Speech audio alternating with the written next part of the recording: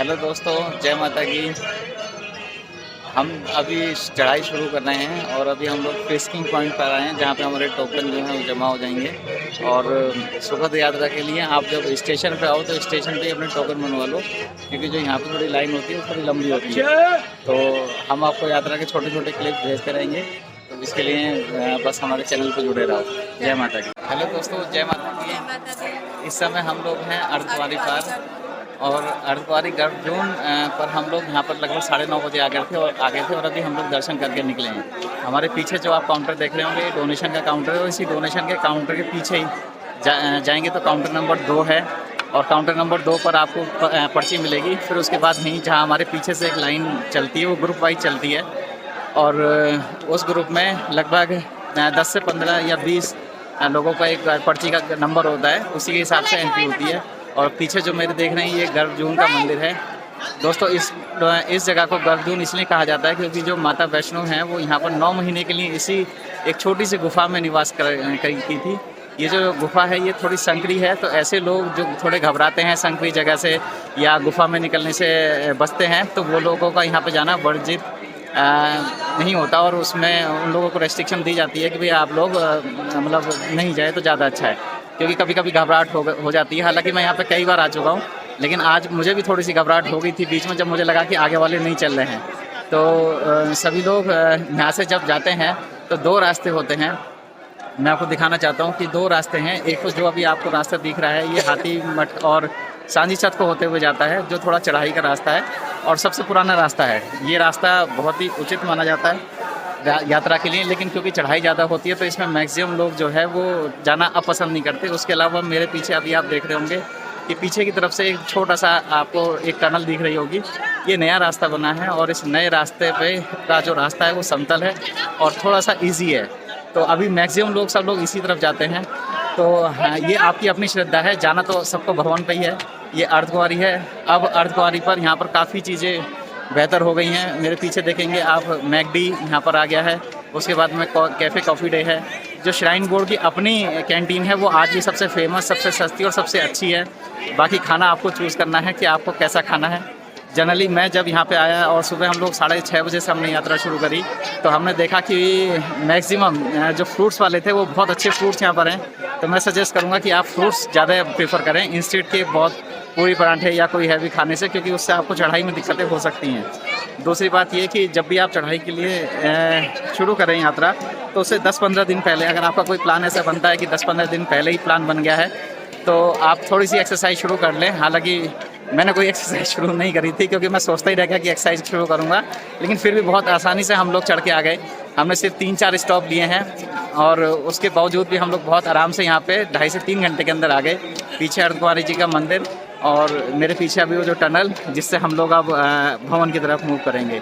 आगे भी हम लोग आपको सब कुछ अपडेट देते रहेंगे। तो जो लोग भी अर्धकुंवारी पर आए वो प्लीज़ यहाँ पर थोड़ा सा एंजॉय करें। दर्शन के लिए कम से कम आपको 2 से 2.5 घंटा रुकना पड़ सकता है। जय माता की दोस्तों, अर्धकुंवारी के बाद ये एक सबसे पहला मोड़ है जहाँ से आपको पहली बार भवन दिखता है। हालांकि अर्धकुंवारी तक हम लोग बहुत आसानी से आए और सब कुछ ठीक था, लेकिन अर्धकुंवारी से हम लोगों ने हिमकोटी वाला रास्ता चूज़ किया, जो सबसे ईजीएस्ट है। जो सांची छत वाला रास्ता है वो थोड़ा और भी टिपिकल है, लेकिन हमें तो थोड़ा और भी ये भी टिपिकल ही लगा।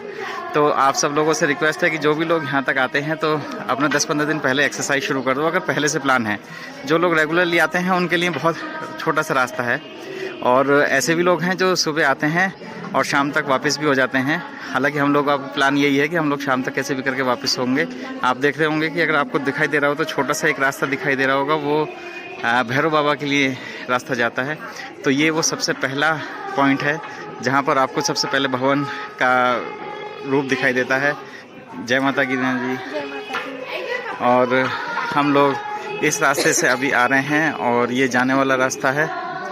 तो हम लोग ऐसी छोटी छोटी चीज़ें और दिखाते रहेंगे आगे चल करके, क्योंकि यहाँ पे नेटवर्क जो है वो नहीं है बिल्कुल भी, हमारे पोस्टपेड कनेक्शन के भी।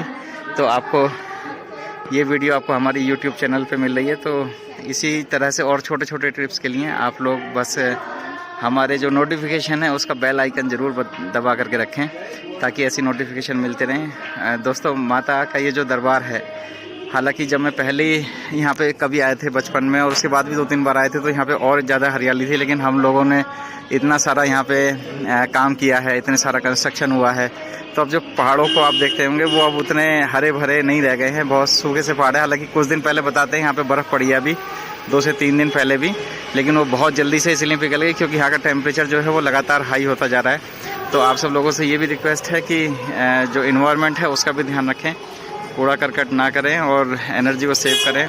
रास्ते में अच्छी बात यह है कि यहाँ पर ये इस टाइप की इलेक्ट्रिक व्हीकल भी अब चलनी शुरू हो गई हैं और आपको लगातार माता के जो भजन हैं वो ज़रूर मिलेंगे। जैसे ये छोटे छोटे स्पीकर लगे हुए हैं तो आपको कोई किसी टाइप की कोई बोरियत या कोई ऐसा नहीं लगेगा कि आप अकेले रास्ता कर रहे हैं। तो रास्ता कट तो बहुत आसानी से जाता है इसमें। और इस समय बता रहे हैं कि भीड़ थोड़ा कम है, तो रश भी थोड़ा कम है और हम लोग शायद अभी और 1 घंटे के अंदर वहाँ तक पहुँच जाएंगे भवन तक। फिर वहाँ से दर्शन करके फिर भैरव बाबा के लिए दर्शन के लिए निकलेंगे।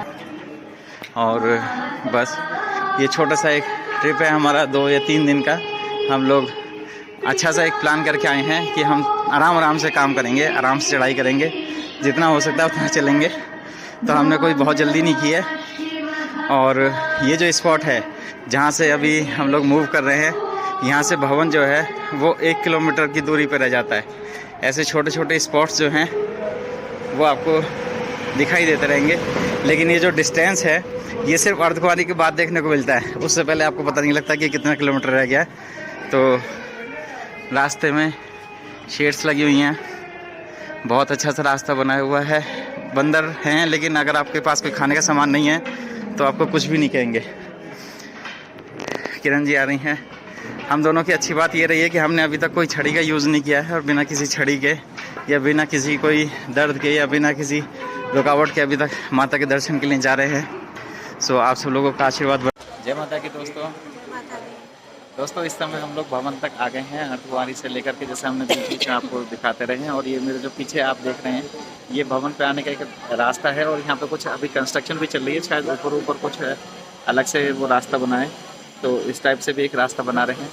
तो अभी हम लोग जो मेरे पीछे अब देखेंगे ये एक्चुअली भवन का एक रास्ता है जहाँ से अंदर सीढ़ियों पे से हमें अंदर जाना है और बहुत ही अच्छा नज़ारा है। हालांकि मैंने आपको पहले भी बताया था कि जो पहाड़ियाँ हैं वो अब सब रेतीली हो गई हैं। जो पहाड़ियों का मज़ा यहाँ पे एक्चुअली आता था ग्रीनरी का, वो अब बहुत कम देखने को मिलता है। और अभी जैसे जैसे गर्मी आती जाएंगी तो मौसम और गर्म हो जाएगा। हालांकि अभी यहाँ पे एक अच्छी सी धूप है, लेकिन 3-4 दिन पहले, जैसा मैंने पहले ही बताया था कि हम बर्फ़ पड़ी थी, तो मौसम अभी भी ठंडक की तरफ है। हवाएं अच्छी चल रही हैं और ठंडे पानी के नहाने का आनंद तो फिर अलग ही है एकदम। भवन में मोबाइल या किसी भी टाइप की कोई रबड़ की चीज़ या कोई चमड़ा आदि ले जाना बिल्कुल मना होता है। तो हम ये सब अब सामान रख देंगे, क्योंकि भवन में वीडियोग्राफी, फ़ोटो, मोबाइल से फ़ोटो लेना बिल्कुल भी अलाउ नहीं है। तो हम लोग अच्छे से दर्शन करेंगे और फिर उसके बाद आपको नेक्स्ट जो अपडेट हैं वो देंगे जरूर। थैंक यू, जुड़े रहिए। जय माता की। जय माता की दोस्तों, भवन से हम लोग दर्शन करके अब भैरव बाबा के यहाँ जा रहे हैं। और क्योंकि भैरव बाबा पर चढ़ने की हिम्मत नहीं थी तो अभी हमने घोड़े किए हैं यहाँ से। और मुझे लगता है कि सभी लोगों को ये एक राइड करनी चाहिए यहाँ पर आकर के। हालांकि अब भैरव तक जो है वो रोप वे भी शुरू हो गया है ऐसे, लेकिन रोप वे का जो टाइमिंग है वो सिर्फ 4:30 बजे तक है और 100 रुपये उसके आने जाने के चार्जेस हैं। लेकिन उसके सबसे बड़ी परेशानी है कि एक तो लाइन बहुत लंबी रहती है। हालांकि माता की कृपा से आज हमें दर्शन जो है बहुत ही बढ़िया हुए, क्योंकि भीड़ बहुत कम है। और मतलब इतने लाजवाब दर्शन वैष्णो देवी में शायद मुझे तो पहली बार बिना किसी कष्ट के, बिना किसी बहुत बड़ी लाइन के आज सबसे पहली बार इतने अच्छे दर्शन हुए हैं। और आप सब लोगों से अनुरोध करूंगा कि जब भी आएँ तो यहाँ का टाइम ज़रूर देख लें कि टाइम कौन सा अच्छा है। आज हमने कई लोगों से ये जानकारी ली और मुझे भी ऐसा लगता है, क्योंकि इस समय बच्चों के एग्ज़ामिनेशन चल रहे हैं तो भीड़ थोड़ी कम है। और दूसरी बात ये कि शिवरात्रि आने वाली है, तो ज़्यादातर जो भीड़ है वो शिव खोड़ी पर या जो शिव के मंदिर हैं उस तरफ है। तो घोड़े का राइड लेते हुए आप लोगों को एक छोटी सी वीडियो, और अभी मैं इसका फ्रंट भी दिखाऊंगा आपको एक राइड का। अभी भैरव बाबा पर जा कर के हम लोग भैरव के दर्शन करके फिर नीचे सीधे कटरा जाएंगे। और अगर सब कुछ अच्छा रहा और शिव जी का भी आशीर्वाद रहा, शिव भगवान का भी, तो हम लोग कल शिव खोड़ी के लिए निकलेंगे। वो सब कुछ डिपेंड करेगा कि हमारी आज हालत कैसी रहेगी। पीछे आप देख रहे होंगे ये किरण भी साथ साथ में है। और हम लोग क्योंकि भैरव बाबा पर यहाँ पे थोड़े कम लोग जाते हैं तो इसलिए रास्ता थोड़ा खाली है, पर अच्छा एंजॉयमेंट होते हुए। थैंक यू, जय माता की दोस्तों। ये हमारा घोड़ा और ये भैरव बाबा का रास्ता थोड़ा संकरा है और सभी लोग जानते हैं कि भैरव बाबा का रास्ता थोड़ा सा कठिन है, उसकी जो चढ़ाई है वो भी कठिन है। और ज़्यादातर लोग ऐसा ही करते हैं कि वहाँ से या तो रोपवे से जाते हैं या फिर घोड़ा कर लेते हैं और उसके बाद वो सीधे घोड़ा जो है हमें कटरा तक हमें मिल जाता है। जो अब यहाँ पे एक अच्छी बात यह है कि जितने भी ये राइड्स हैं उनके जो रेट्स हैं वो श्राइन बोर्ड ने बिल्कुल फिक्स किए हुए हैं। आपको सिर्फ पर्ची कटानी है और जो भी आप इनाम के तौर पर अगर कुछ देना चाहते हैं तो बात अलग है, लेकिन ये अच्छा सिस्टम है। नहीं तो पहले क्या होता था कि पहले हम लोग बार्गेनिंग करते थे या बाकी सब चीज़ें होती, अब ये सीधे डायरेक्ट श्राइन बोर्ड से आपको पर्ची कटवानी है और सीधे अपनी राइड शुरू कर लेनी है बिना किसी पूछताछ के, बिना किसी बार्गेनिंग के। तो राइड करते हुए थैंक यू दोस्तों, जय माता की जय माता की करते जा रहे हैं बस। और देखते हैं भैरव बाबा के दर्शन पर मैं आपको फिर से मुलाकात करूंगा। हेलो दोस्तों, जय माता की। जय माता की। दोस्तों इस समय हम लोग हैं भैरव मंदिर पे और ये भैरव मंदिर पर एक बहुत अच्छी सी यहाँ पे छत बना दी है अब।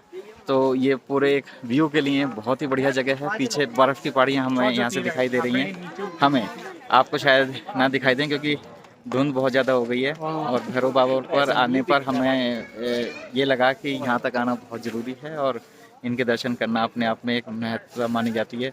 हालांकि इससे पहले हम जब लोग भी आते थे तो इनके दर्शन के लिए लोग कम आते थे, लेकिन अभी देख रहे हैं कि बहुत भीड़ हो गई। जब से रोपवे चला है और घोड़े की सवारी के जो रेट्स हैं वो ठीक हो गए हैं, तब से बहुत अच्छा हो गया है। और ये जो पूरा इन्होंने एक पूरा छत बनाई है छांजी छत की तरह, यहाँ पे आप अपना आराम से सेल्फी स्पॉट या आप जो भी यहाँ पे फ़ोटोग्राफी करना चाहें वो कर सकते हैं। मेरे बिल्कुल पीछे भैरव बाबा का मंदिर है। सो दोस्तों जय माता की। अब हम सीधे कटरा पहुँचेंगे घुड़सवारी करके और देखते हैं उसका और एक मज़ा लेते हैं ज़रूर। Thank you. हेलो दोस्तों, जय माता की। और अब हम लोग भैरव बाबा के दर्शन करके निकले हैं और अब शांति छत के रास्ते से हम लोग नीचे कटरा तक पहुंचेंगे। और ये जो घोड़सवारी है इसकी एक बात तो ज़रूर है कि ये आपकी एंटी एब्डोमिनल वॉल, मतलब जो पेट के आगे की मसल्स हैं ना, उनको ऐसा हिला देंगी नीचे तक कि आपको शायद 3-4 दिन तक तो ये कष्ट झेलना ही पड़ेगा। तो जब भी घोड़सवारी करें तो एक तो बहुत ज़्यादा खा करके पेट भर के ना करें ताकि आपका पेट जो है वो ठीक रहे। और अगर शुरुआत में एक्सरसाइज कर लेते हैं तो बहुत अच्छी बात है, तो हमें शायद ये कष्ट ना झेलने पड़ते। लेकिन मज़ा आ रहा है राइड का, ये मज़ा लेना तो चाहिए एक बार ज़रूर।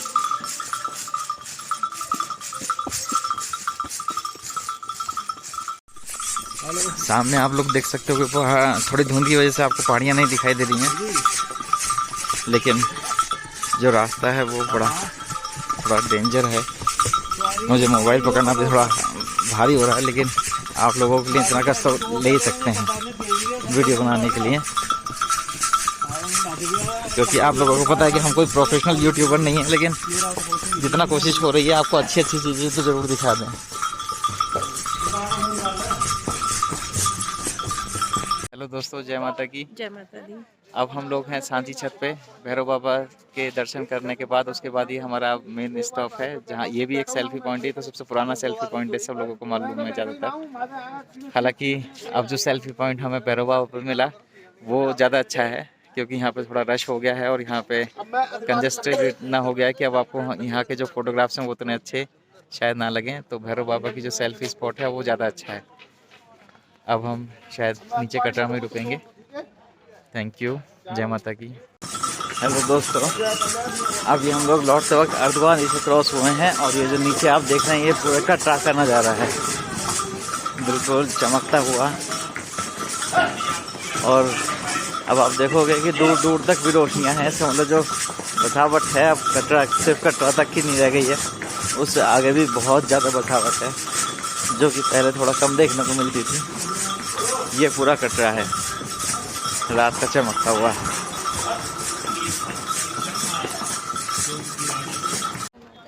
जय माता की दोस्त।